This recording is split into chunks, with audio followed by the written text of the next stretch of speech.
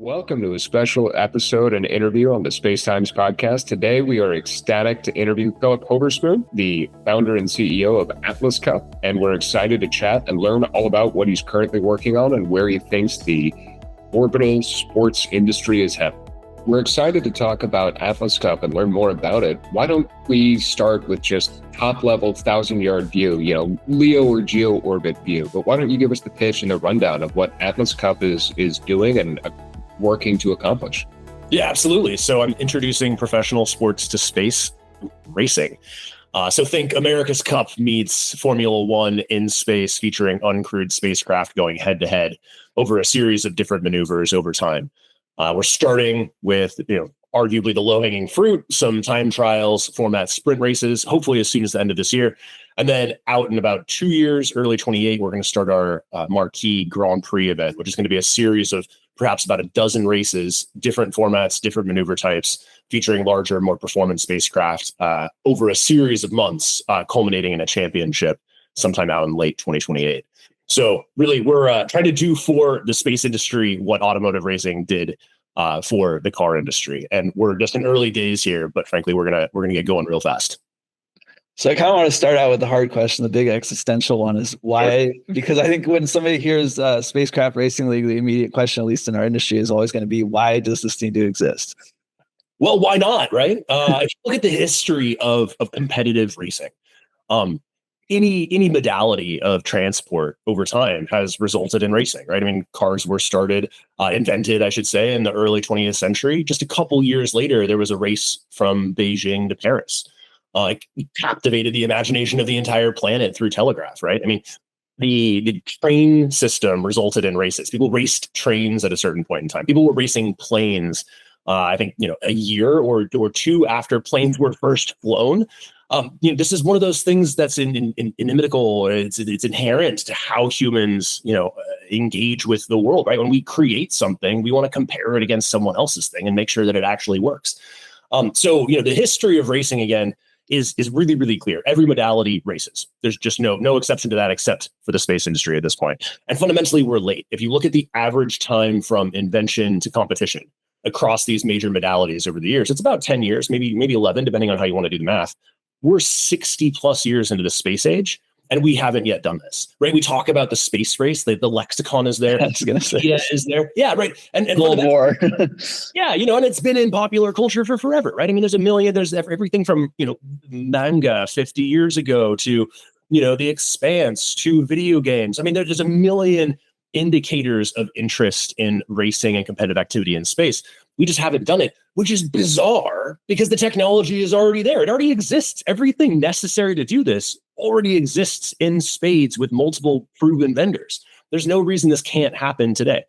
And then this is probably a longer answer than you were looking for.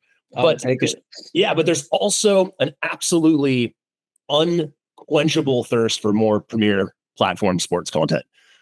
That is really driven by the shift we've seen over the last 5 to 10 years towards social, mobile, and streaming platforms. Those channels have created this absolute groundswell for demand, right? There's just more stuff from more people on more channels looking for more opportunities that have allowed platforms and properties to often go create more customer and fan activations, right? Everything from, mobile ads to gaming opportunities, in addition to additional live broadcast, right? There's just more opportunity to engage as a sports fan across different sports properties. And it's led to this absolute boom in the business for content. Yeah. So you mentioned a couple of times how effectively space is lagging on this sort of historical and traditional transition from inception to racing and competition and some form of spectator competitive sport derived therefrom. So, it's been around for a little while. When did you come up with the idea of Atlas Cup, and what was sort of the inception point for you on that? Yeah, sure. I mean, this has been, like 6 years in the making, since really, really COVID times. It was one of those kind of wild ideas that I had, I think, sitting on a bike in the gym in early mornings during COVID, not sure what to do with my life. And I'm like, all right, like this is totally doable. I just transitioned into the space industry. At the time I was working at an OTV manufacturer that was doing high performance maneuverable spacecraft. The Expanse was obviously part of the, the kind of the cultural milieu of that time, right? So I'm watching that of course has a space racing elements in it. And there was definitely a moment there where I was like, man, we could totally do this, right? And like, we're not obviously trying to do that equivalent today, which is, humans racing in space, right? This is all unmanned. It's the kind of, again, the low hanging fruit, right? It's the stuff that's fully extant today, right? All the technologies exist. It's safe, it's predictable, it's regulatable, it's licensable. It's all the things that we need. Human competition is some ways down the road, right? To be fair. But fundamentally, that core kernel came out of that, right? It was literally just kind of the what do you do when you have a lot of free time during COVID, and where does your mind go? And it led to this. And then over the years, of course, this has been something that's just been kind of percolating on the back burner, right? Something that has never really been able to kind of like get out of my kind of thinking, which is amazing because I've had a million business ideas over the years, and this is the only one that's actually stuck. This is the one that's made it a half decade of time, where the more I think about it and the more I work on it and the more I learn about the industry, both on the space side and the sports media and technology side, there's no reason this can't happen. In fact, there's a bunch of reasons why it should happen and should happen now, right? The timing here is absolutely phenomenal, right? We've got more public engagement with the space industry likely to happen in the next 2 to 3 years than we're going to see at any other point in the last 50, right? I mean, we've got SpaceX, instead of going to Mars, they're going to the moon. We've got the largest IPO in history. We've got Artemis 2, we've got Artemis 3. These are things that are global events, right? This is not just like, the next couple quarters of like a new space ecosystem occurring. This is like earth-shattering, most watched events in the history of humankind kind of stuff. And it happens to be happening right at the same time that we're launching this. So there's really no better time. Sorry, not the question you asked, but just in case. No, I mean, it gets to the point of like, do you feel like it's kind of a convergence of the market being in the right place at the right time and you yourself being at the right point in your career that you think everything just kind of comes together? Yeah, 100%. I think I love to tell people that you really couldn't have done this 5 years ago, right? And I stand by that, right? Either from the customer demand, the fan demand perspective, right? It's people 5 years ago largely weren't predominantly or even substantially consuming their sports content via social, mobile, or streaming channels. The kind of dam hadn't broken yet on the interest in the human stories and the technical stories related to sport, right? So that's like the Drive to Survive story, all the sports docs that have come out since then. It's a huge business in that, and it's in its own right. So there wasn't as much of a groundswell on the space tech side either, right? And the regulatory environment was a little bit more restrictive from an imaging perspective. That ecosystem has broadened. The regulations have loosened. Sports content is changing. How people are consuming is changing. What they're consuming is changing. And again, this is not a sport that I could ever create 90 minutes of live television from. I mean, we want to, and we're going to, and it's going to happen. It's just going to be many, many, many years down the road. But right now, what I can create is long format sport broken up into a bunch of little digestible, distributable parts, right? Those little content vignettes. Yeah. And I can do that, and I can create that content. And that's actually something people are consuming now. But again, 5 years ago, they weren't.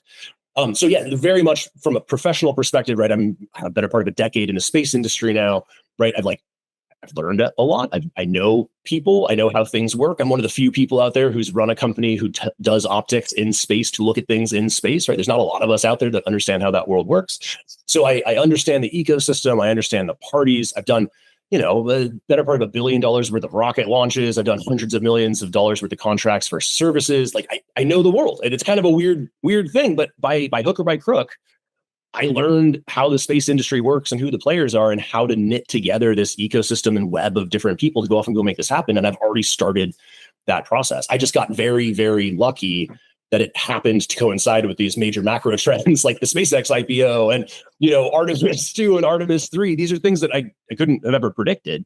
But it just means that, the proverbial iron is hot and thou shalt strike. Yeah. And I mean, you've brought up a lot of good points right here out of the opening. And I want to highlight the fact that, you have a background at Momentus. We worked together there. That was great. That gave you I know you worked at RTX as well as legal counsel. So you really do understand the regulatory environment. And I couldn't agree more. Like it's shifting dramatically the past 2 years, let alone over the past few years. And your time as CEO at Scout Space, certainly prepares you for the kind of things you're talking about. The other thing I want to highlight is you came up with this idea during COVID, which I think there were some parallels to what you're talking about in terms of video game competitions became a huge thing, a whole market of itself. And I know you often draw parallels to the drone racing league And I know that those kind of markets give a good template for what you're trying to pursue. I think Rocket Racing League is the other one that comes to mind back from 2007. Can you kind of go into what you learn from those other businesses, both from their successes and failures, and how you expect to use that to your advantage? Yeah, absolutely. So I think Drone Racing League is really just probably the spot on kind of parallel that we're just trying to mimic. They've been extremely successful. They exited really well. And they're also an indication of that kind of the speed to adoption for competitive activity that also occurred in this kind of novel modality that hasn't occurred in the space industry, right? So like drone racing was totally new, right? The first FAA license was sometime in the early 2000s. There was professional organized racing of drones just a couple years later in Northern California. That eventually became the kind of very early, foundation of what became Drone Racing League, which then has now been acquired by a public company. And it's a real thing, right? It's hundreds of millions of dollars a year. So that to me is again indicative of the fact that we regularly, as a society, as a media consumption ecosystem, have decided that we can and will adopt new things when they come out, and so long as they're interesting.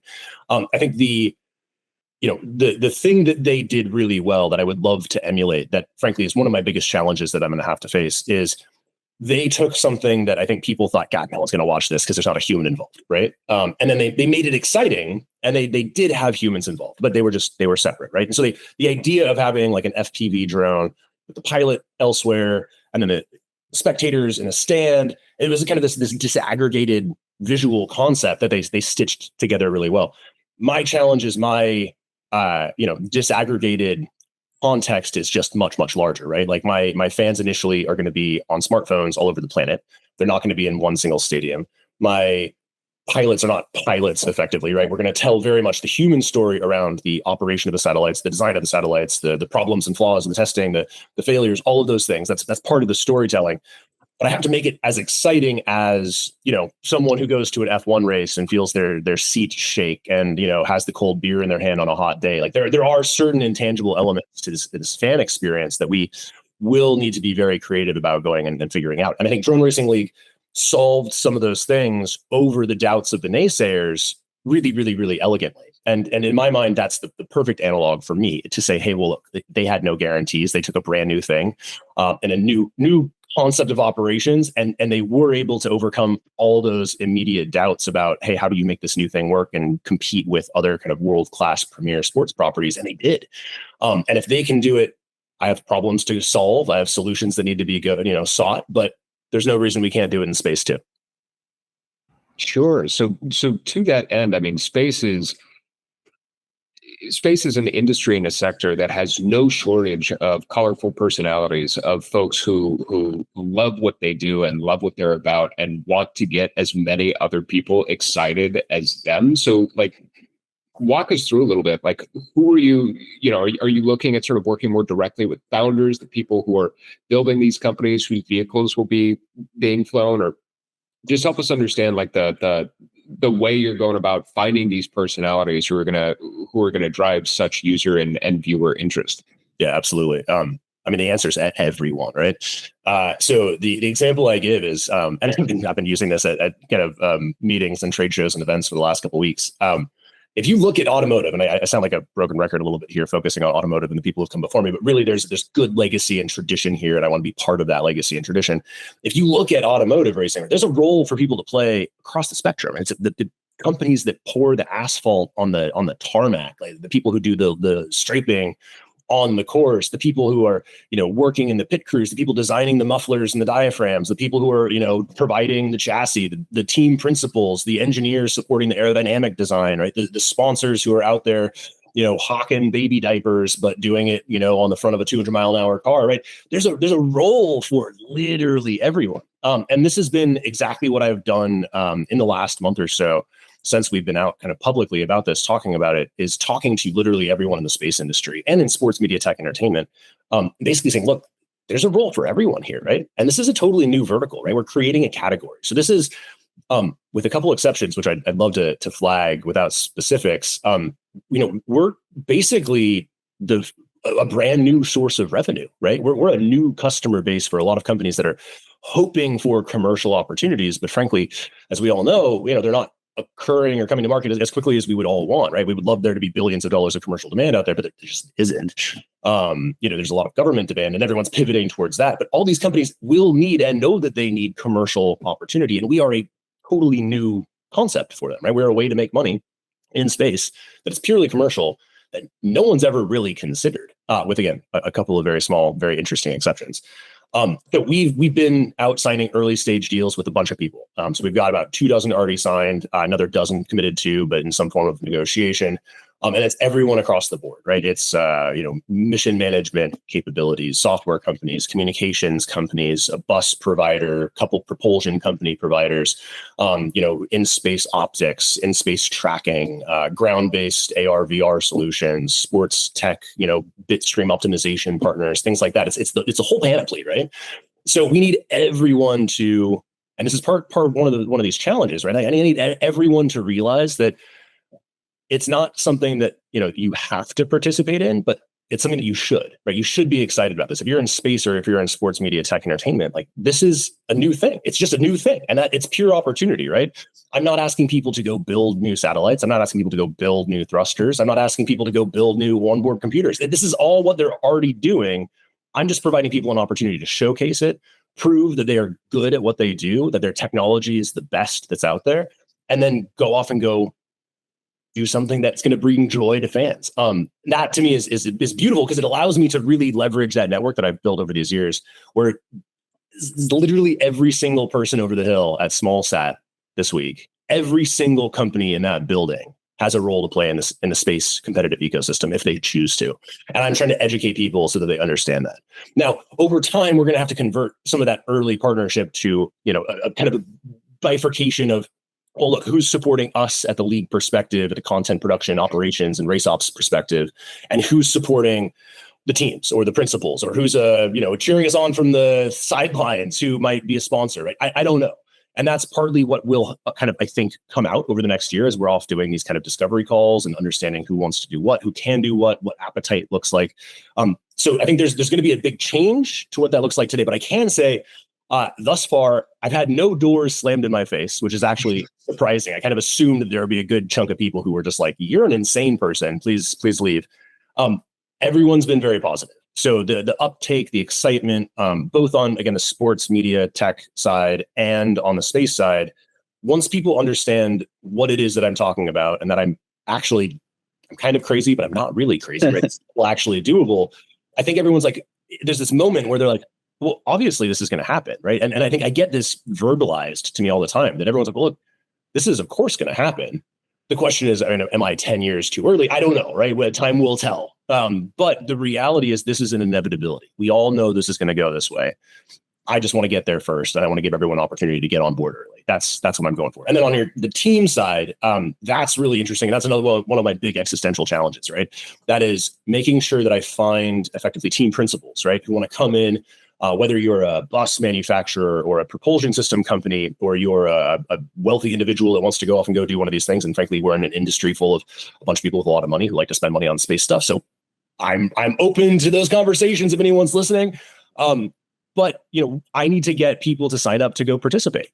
And one of the best ways to do that is to educate people that this is professional racing, right? Our 2028 Grand Prix has $1 million purse. It's $1 million, right? If you're building a spacecraft, your spacecraft probably cost you a couple $1 million. So yeah, $1 million to make off of your mission, where you're probably struggling to get commercial customers or close your business case for that particular mission. $1 million is a honest to goodness real incentive. And yeah, there's no guarantees, because if you don't win, you don't get your $1 million, but someone will likely make money racing in that first year, right? Actual money, real commercial business from racing in that first year. That's the incentive. I would say I've got, an offer from someone to go off and go be a team principal at this point. That's interesting. We're still trying to figure out who is the right kind of makeup of what that looks like. I have some personal, targets who I'd love to be participatory. But frankly, we're not even really pitching that right now. We're out spending the next 6 months talking to everyone. We're trying to create noise, create awareness, make sure everyone understands that this is doable and it's real and it's happening and it's funded, and we're off and we're going to go make this happen. And then the second half of the year is where we go off and we go start to really dial in who's going to be doing this? What do the team structures look like? What do their engagements with the league look like? How do we, make sure we're optimizing the sponsor ecosystem? How do we make sure everyone's on board with the content production, with the data controls? Happy to talk about data separately. There's literally an entire different strategy on how we accumulate. Sure. Yeah, you're beating us to our own questions. Sure, yeah, No, you're good. All good. Fascinating. So you mentioned a couple of different things that I want to sort of briefly hit on, but you cited RPO and space situational awareness as both being sort of key industry maturity capabilities that sort of clue you in as to like, yeah, the time is right. Like now is the best time for us to be doing this, but because the capability that we would need in order to function on a reasonable level, like that is now becoming mainstream, becoming widely adopted. The capability set is sort of meeting the demands of this product suite. You also mentioned how there's a found revenue or new revenue opportunity here, not only just in the purse that's being awarded to the winners of the Grand Prix or the winners of the individual races, but that there's going to be a lot of sponsorship and marketing and effectively sales opportunities to sell diapers on their 200-kilometer-an-hour vehicle or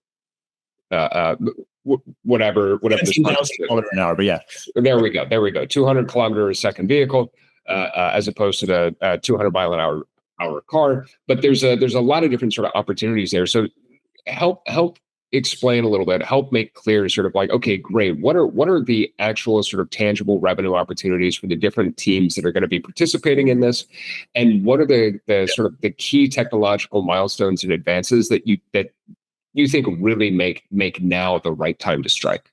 Yeah, sure. So I think let me answer that in reverse, because I think it is really, really apt to the current conversation. If you just pay attention to industry news, right, in the space industry, dynamic space ops, high maneuverability platforms, it's like the topic of every third article that's out there, right? It's the topic of every third speech at an industry event, right? It is what government cares about, and they are the biggest customer. So there's an entire ecosystem of companies out there today that are out there building for that capability, highly maneuverable, dynamic space operations platforms.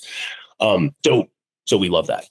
On the RPO world leading to this being possible and what that possibility opens up from a revenue perspective, that of course time will tell. But we have tons of ideas about how that can actually work, right? If you were let's say you're a team principal, right, and you're not pick a wealthy individual who decides that they just want to get into space racing. Although I also want to talk about the comparative price points between what it takes to get into the lowest level of professional auto racing versus space racing, because frankly, we're actually cheaper than the cheapest level of professional auto racing, which is an amazing fact, but it's actually true. Fundamentally, F1 car's a bit more expensive, huh? Well, I mean, Ferrari Challenge, right? I mean, there's a million tech execs over the hill who are out there who go race Laguna Seca. Yeah, those cars cost $500,000 to $1 million a pop. Plus, you got your support staff and your trailer. Right? I mean, we are arguably cheaper than Ferrari Challenge, and there are hundreds of people who enter that every single year. So if there's any Ferrari Challenge people out there that want to talk, let's do it. But from a monetization perspective, again, time will tell. But in a perfect world, we are not just for, let's say, a bus manufacturer. Pick one of the people down in El Segundo building buses today. You're one of them. You're out there. Yeah, maybe you win. Maybe you get $1 million. Cool. That's easy math. But if you look at, let's say, America's Cup teams, right? America's Cup has sponsors, right? We as a league will have sponsors. Doesn't obviously accrue to the benefit of our teams, right? They don't get any of that money. That's my money, right? That's my business model. But the individual America's Cup boats are littered with their own sponsors. And I know every platform company I've ever worked at has looked at how to advertise on Spacecraft. Almost everyone who's out there building any sort of a platform has tried to figure out how to make this make sense.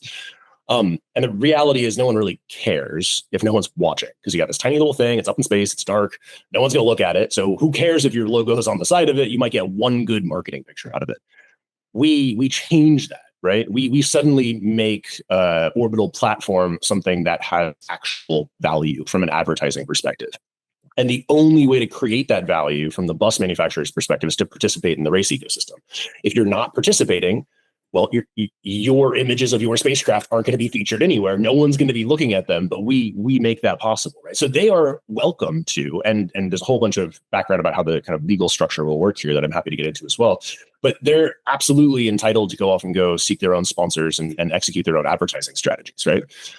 So you've got that, and then from the really, I think the most appealing element of this comes down to this is. And that eventually gets to revenue generation for them, this is not just, hey, let's go race and have fun.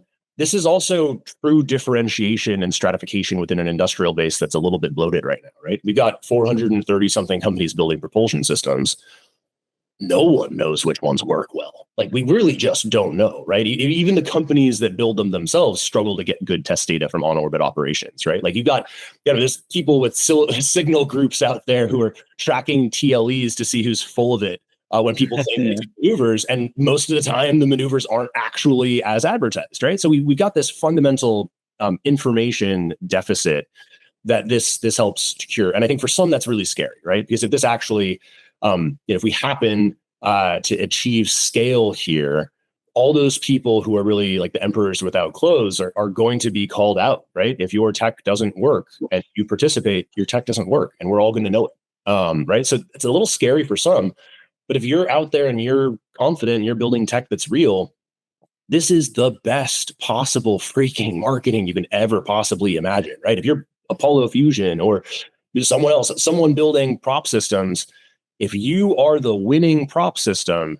you've got an objective, third-party, publicly reviewed, clear as day, well-published evidence that you are the freaking best, right? So I can imagine if you're a salesperson, my God, what better talking point do you have than, oh, we won the Grand Prix last year and proved over the course of a dozen races that our propulsion system worked more consistently and more effectively and with higher power and higher control than anyone else. Full stop. That's beautiful, right? So I think, again, advertising, purse, additional sales opportunities coming from successful performance. There's a whole bunch of ways people can make money off of this that are going to be good for the industry. Kind of to that point, since you brought it up, I was wondering, are there different classes that you're expecting for these spacecraft? Like, I mean, we've got solid propulsion, we've got chemical, liquid propulsion, we've got electric propulsion. Those are all very different classes of satellite. So how do you plan to kind of normalize the competition between those? Yeah, totally. So very much different classes. We haven't released what they will look like yet. We're going to be launching a new website early Q2. That's going to have an outline of effectively the entire race ecosystem and class structure. And additionally, that's going to come with the release of our initial version of the regulations. So we're going to try to be reasonable about it. If you look at, F1 is 1,600 pages long. America's Cup is close to the same. We're obviously not going to be at that level of fidelity day one, but we're going to have all of that outlined in a couple months. We're just not ready to release it with specifics just yet. But I can say, yes, we are very realistic that we have to have apples to apples comparisons here to have it make sense. And fundamentally, there's also a huge difference between watching a chem prop altitude raise versus Hall effect thruster altitude raise. Some are really exciting and some are not. So we're obviously going to be optimizing for things that create good content initially. But over time, of course, we want to find ways to, normalize operations so that we can actually have all different modalities and different form factors, different engine types, all have some role to play.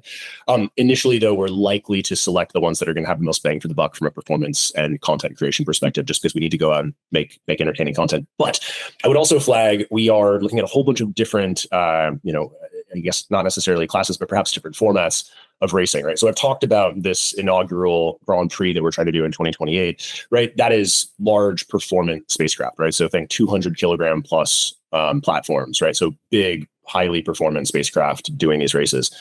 We also, however, are already in discussion with a number of university aero-astro engineering programs about having basically, the college version of this. These organizations, 30, 40 programs across the country that are already building satellites on a regular basis. I launched a good number of them when I was at Spaceflight. They're out there building this tech, and the initial feedback from them is absolutely phenomenal, right? If you think about the mechanical engineering programs at a lot of these schools, on the automotive side, many of them participate in a number of competitions around building race cars, whether it's Le Mans or it's electric competitions or solar competitions. There's a long and good history here of college engineering teams building competitive craft and then racing against each other. So our hope is that we will have not just the professional large platforms, but we're also going to have an amateur, but basically a college league doing this, potentially maneuverable cubes, right? So think something below 50 kilograms, perhaps. That, obviously comes with certain performance limitations, but the barrier to entry is substantially lower. So we like that. And eventually we want to have things like surprise formats, right? So think like a capture the flag concept where we hide an Easter egg out in orbit and someone with an OTV with an arm goes and grabs it and the first one to get it wins. Substantially more complex, a whole bunch of difficulty in making that happen. That's well down the road, but we are thinking forward about what that can be. Additionally, we have early indications of interest related to solar sail racing, which is insanely boring in the short term, but could be very, very interesting in the long term. So, you think about, something being released to head out to Mars now. It's going to take many years to get there, which in my mind is not a bug. That's a feature, right? That allows me to create all these arbitrary check-in points and milestones throughout the course of that event, where for years and for exceedingly low cost, I can go off and go create interesting sports content around it, right? Think about the game opportunities to go, years of racing, slow duration out to Mars. People would bet on that and will bet on that. And we want to go make that happen. Yeah, I could see like a combination of solar sails and unique orbital trajectories, like slingshot trajectories, actually being a pretty interesting use case for that. And yeah, having a D1 spacecraft racing league at my college would have been sick. Yeah, no, and the feedback from them has been really, really good so far. So we're really excited about that. In fact, I'm talking to another one tomorrow. We want to see that happen. And frankly, we are.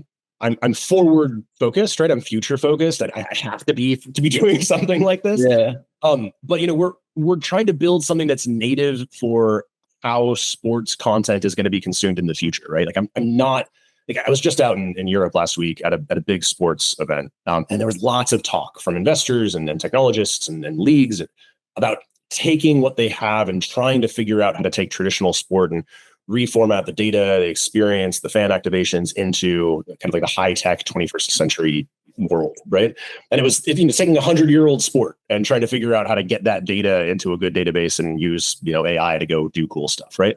Yeah, we're not that. We're not trying to take something that pre-exists and try to get like whatever data we can get out of it. We're building for a future ecosystem that is designed from day one to be integrated with all of the various tools that are out there. So there's really just an amazing opportunity there. Yeah. And you had mentioned that you're writing up the regulatory rules. You said you're releasing something next month. I saw that you had formed the Federation. Oh my God, my French. We'll see how it goes. The Fédération Internationale des Sports Orbitaux, or FISO. Can you go into what the purpose of that is? Is this like sportsmanship, referee kind of stuff? Is it safety? Is it logistics? Like, how will that interact with other governing agencies that already exist? Yeah. So, private organization. It's a French association, basically a nonprofit in France, just like FIFA or FIA. It is not a regulatory body, but it is a pseudo regulatory body. And yes, it is focused on all of those things, right? So we are trying through the Fédération Internationale des Sports Orbitaux to be very, very, I know, right?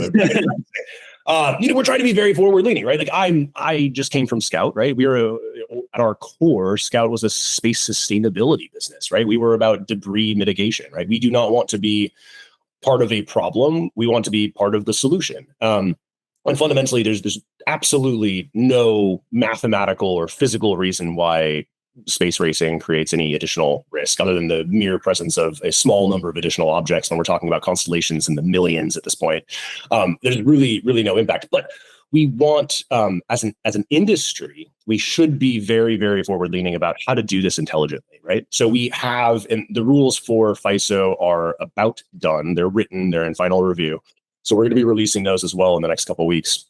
And it covers everything from the expectations and requirements from a sustainability perspective to the safety of systems, to straightforward low-cost licensing to ensure that people who are operating different types of sports in space are going to be doing so with some reference and support and guidance to go say, hey, look, you haven't done this before. You should probably go talk to these other people over here, because there are a number of, various regulatory bodies across the planet that would actually care about pretty much any version of this, right? And we also are very focused on all the other things. So in my mind, Atlas Cup racing, especially in low Earth orbit, using existing technologies, this is the low hanging fruit, guys. This is the easy stuff. This is already fully pre-existing. We're just doing something new with it.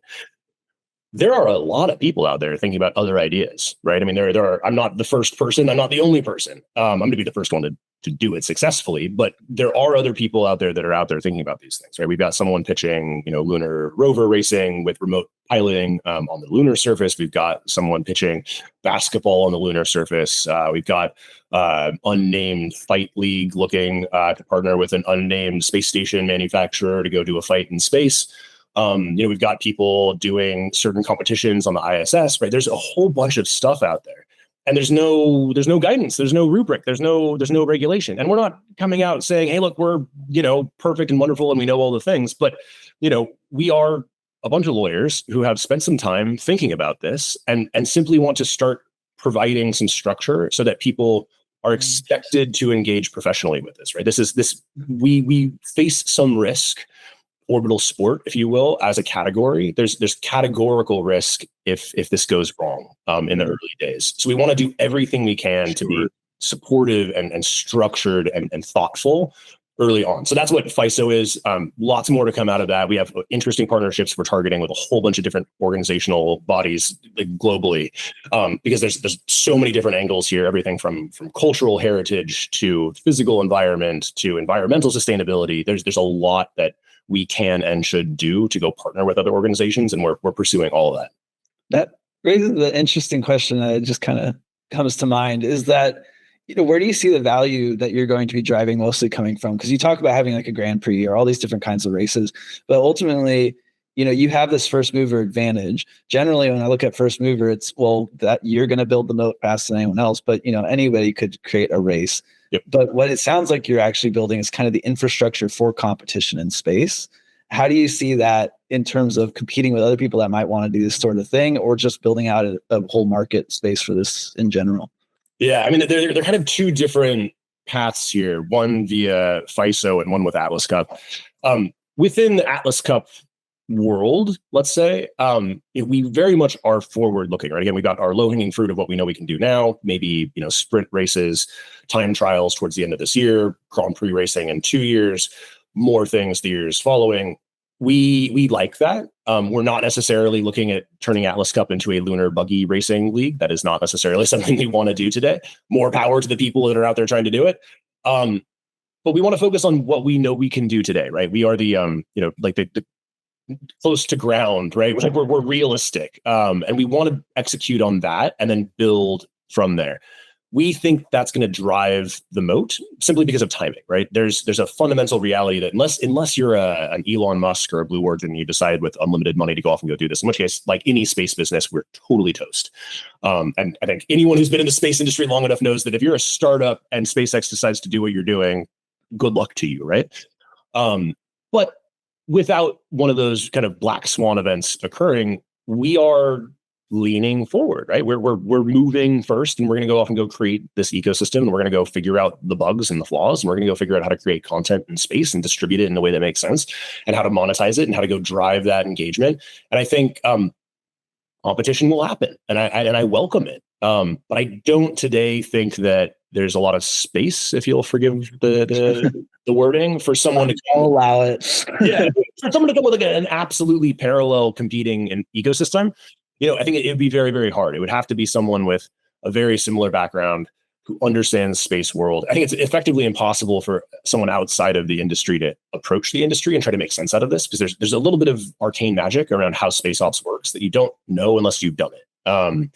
So I can't say that it wouldn't happen. I can't say that I haven't thought about it. I can't say that my investors haven't flagged this and want to make sure that we're prepping for it. But I honestly think that the first mover advantage here is real, right? It's a new category. And so long as we maintain our acceleration and we actually do this before anyone else, we're going to own the whole space simply because of the fact that we're there and we're doing it. And it's going to be really, really, really hard to catch up once we're all there and functioning. Or more that it's less competition and you have more like I imagine you could make like the sports betting app of Space World and make money off of all your potential competitors instead of just being like the only one that can do a race. Absolutely. And that's I mentioned bifurcating the response. Or the other side is, of course, FISO, right? And we do like the idea of FISO as it's not intended to be control, but it is intended to keep our thumb on the pulse of what's happening, right? So long as we can create real organic support for and engagement with FISO from a licensing body and kind of respected institutional perspective, that does give us an opportunity to kind of always be at the forefront. And I should say, not right. They're separate legal organizations, right? Obviously, I have a role at both. But from my perspective, I kind of conceptualize this as like I am architecting the new orbital sports ecosystem from whole cloth. So there is some degree of orchestration required, right? And I need to make sure that I have some insight into all these other things that are happening to make sure that it happens in a way that is sustainable for all. Because I think I don't want to be the only person operating any sort of a sports property in space. I want to be one of many. But I need to make sure that it's done professionally and intentionally and sustainably. Otherwise, we're all screwed. So absolutely. As sort of the like Harrison mentioned, sort of making FISO almost the infrastructural layer for what enables and allows orbital sport and orbital competition. It's sort of a standards war that you're fighting against nobody else at this point. So, everybody's going to get Betamax because VHS hasn't been invented. But on that subject, I mean, so you mentioned orbital sport directly, and so sport and space are largely discrete. They're largely not particularly intertwined or closely correlated industries. So where do you see orbital sport? Do you view that 80% space, 20% sport, or vice versa? And if so, I mean, luxury sport is largely tied to the benefit of the market, and so the market is seems to be doing reasonably well these days. I mean, so do you have any sort of concerns about being overly tied to the benefit or the health of the market? And if that were to shift, how you would view sort of orbital sport and Atlas Cup more specifically as sort of weathering those storms? Yeah, sure. So I think one, to the idea of them being discrete. Yes, but that's shifting, right? So I was out in New York at a sports event end of last year, and NASA was there talking about sports in space. They had a panel that they presented on about sports in space. I went to another sports event here in the Bay Area just 2 weeks ago. NASA was there as well, talking about sports in space. I was out at SpaceCom in Orlando. The back right eighth of the floor print was a race car team that had partnered with the University of Florida engineering organization to go off and go build excitement around aerospace engineering, right? So they are discrete, yes, but it is starting to blur, right? I think there's a fundamental reality, right? If NASA is at sports events presenting a slide deck about sports in space, I think there's a clear shift that's starting to happen. So I think they are separate today, but they're going to start to come closer together. Hopefully, because I'm successful. To the balancing between them, I think the initial operations side, like the next year of my life, has to be focused on the space side. Predominantly because I have to go make this happen, right? I've got to go find the right partners. I've got to build excitement from the operator's perspective. Like I've got to go make sure the support service and the visualization tech and the optics capabilities are there. There's a lot of work to go into actually operating space, race ops in space, right? There's stuff there. But from a business perspective, I believe you. Yeah. But from a business perspective, right, if you look at our financial modeling, the business, we're a media business, right? Like I'm not operating spacecraft. I'm not building spacecraft. I'm flying spacecraft. I'm not licensing spacecraft. I don't do any of that. I create content and I sell ads around the content and I license the content. That's my business. And I like that because, the space industry, there's a lot of money flowing through it right now. But one of the things I've realized in the last month is it is nothing compared to sports. The amount of money in sports is absolutely freaking phenomenal, right? It's bigger than movies and music combined, right? So when we see these like blockbuster deals where we're like, oh, my, SpaceX aside, because that IPO is going to be massive. So we'll ignore that for a second. But for everyone else other than SpaceX, like we see, $100 million, $200 million fundraise or $50 million contract or $70 million contract. And I'm like, oh my God, I'm flabbergasted. Like, I know those guys. Like, I knew them when they're like two people building a company. Now they just got a $70 million contract. That's insane.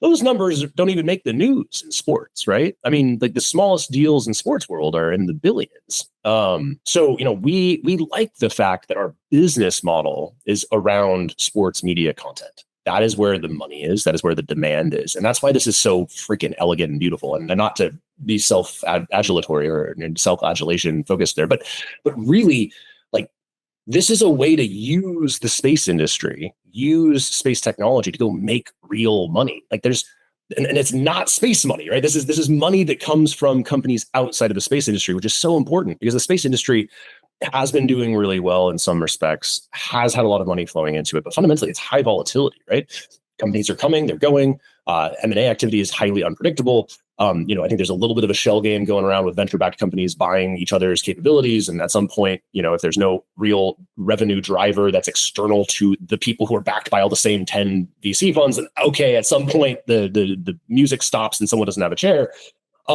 This is a way to make money. There's a real commercial business model that simply leverages space to go off and make money from other people.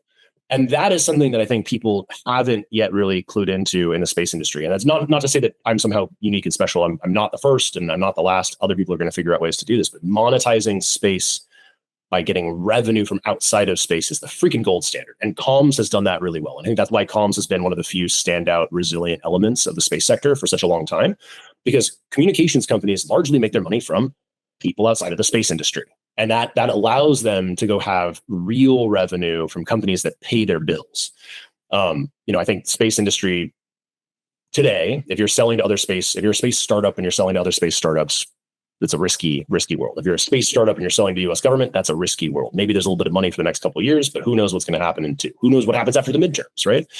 So I think I really, really like the fact that we're a media company that simply leverages and what couldn't exist but for the space industry and leverages the hell out of it. So we take the best of that and we use it to go make money elsewhere. So being focused on space, you don't view yourself as being highly correlated to the space industry or highly correlated to the space market because you're selling entirely almost externally. You're selling to the general public. You're selling to the end consumer. You're selling to the end viewer. You're not selling to other startups, other space companies that are in that potential sort of like ecosystem. So there's no risk of a bubble there.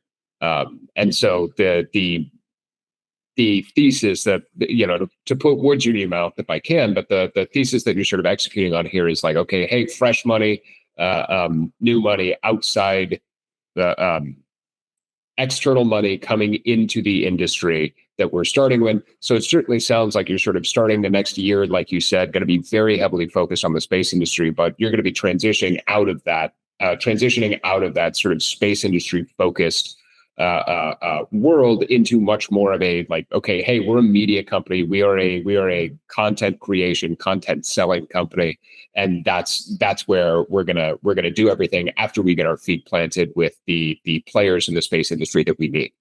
Yeah, absolutely. But we're not ignoring the sports media entertainment ecosystem today. I mean, I again was just out at this big event in Hamburg. We've got half a dozen more events in the next 4 months on just the pure sports side of the world to go off and go kind of like do promotional activity and do outreach. It's just I don't matter until I actually make it happen.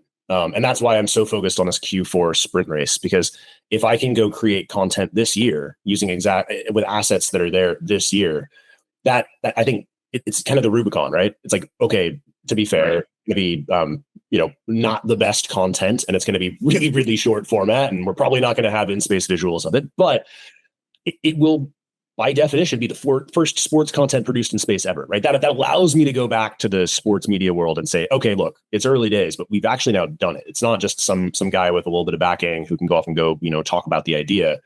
It's actually happened. So yeah, very much like we want to shift that and focus more on the sports entertainment side. But to get there, I've got to show this is doable. I got to show that this is real and this is fundamental. Yeah. Awesome. And so I mean, I couldn't agree more that the biggest hurdle to overcome is getting the first effective sort of proof of concept dollar of revenue. That going from 0 to 1 is impossible. Going from 1 to 10 is hard. Going from 10 to 1 million is a challenge. But the key is going from 0 to 1. That's always the hardest hurdle to overcome by far. So, we've spoken a little bit about how you achieve scale and how this idea reaches broader audiences and sort of taps the full appetite of the market. But what I'd love to hear more about are sort of what do you wake up in the morning most excited about, and what keeps you up at night? In so many words, what are the biggest opportunities that you're pursuing, and like what are the biggest failure points that you're trying to avoid? Yeah. Uh, the inevitability of this whole thing is the thing that excites me the most. And that is, I think my very first check writer is just absolutely livid about the fact that this is going to happen, right? This has to happen. And having that same feedback from folks, literally just yesterday, right? Almost, every other conversation I have, I get that kind of aha moment where people just say like, oh yeah, like at some point this is 100% happening. Like why not?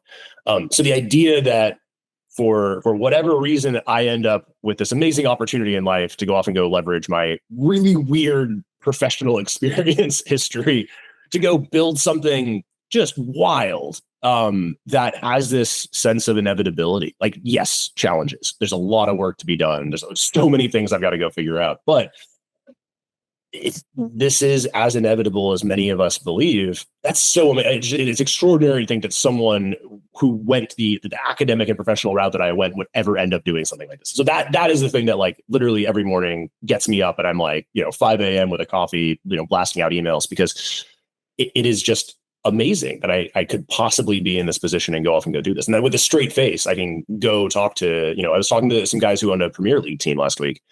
I was like, yeah, I'm building the first professional sport in space. And like, there's like a moment of just like apoplectic shock. And then they're like, okay, cool, let's talk about it. Right. Like that, the fact that I get to go have those conversations with those people and have that response is like the most exciting thing in the world. The thing that keeps me up at night, of course, is it, like any early stage founder, right? It's how do I manage runway and make sure that I scale appropriately, right? I've got, I've got a handful of investors. They're supporting me through my first year, or at least from a budgetary perspective. We plan for at least a year to go off and go see what happens, and need to go raise a lot more money in the second half of the year.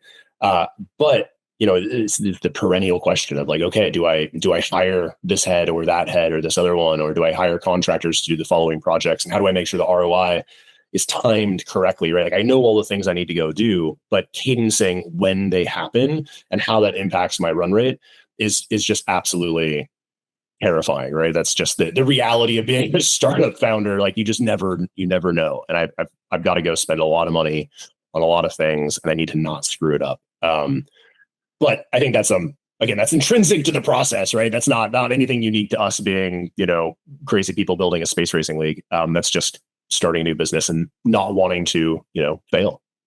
Sure.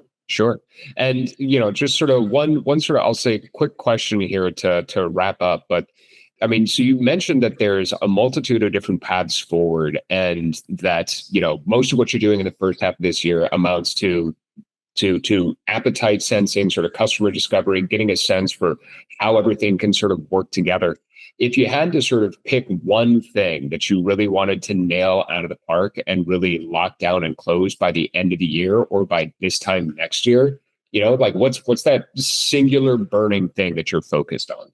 Yeah. So this is partially, well, I don't know how to put this politically correctly. I've got a verbal offer to buy content already, which is substantially earlier than I thought would happen. So we love that. There's a lot of detail and complexity around what and when and how and all of that.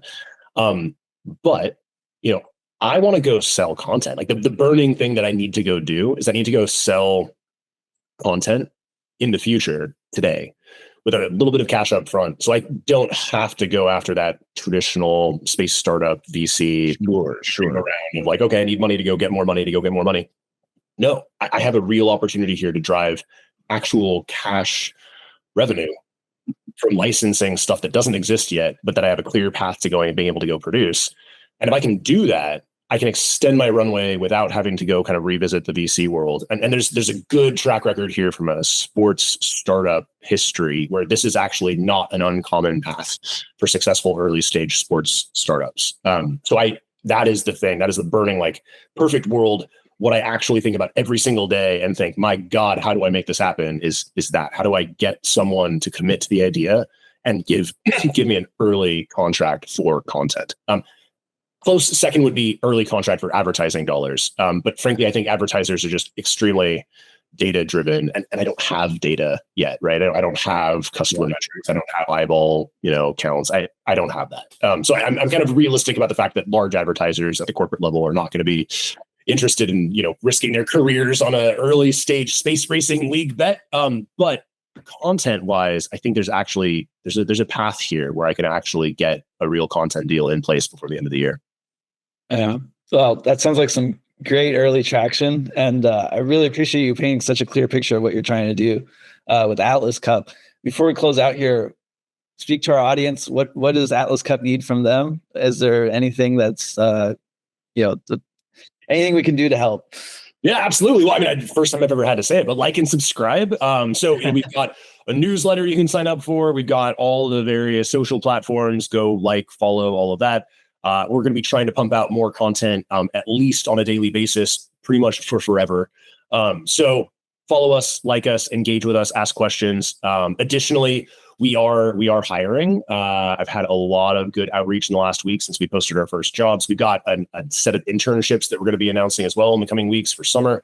We've already had some students reach out about opportunities there as well. So we are always interested in talking to smart people who think there's something cool here to work on. So get in touch. Awesome. Well, thank you so much for joining us today, Philip. It's been great hearing all about Atlas Cup. And, when you need announcers for your first race, come back and talk to Paul and I. Until then, thank you for joining us. Yep. Thanks, guys. Thank you so much, Philip. Have a great one. Yeah, you too.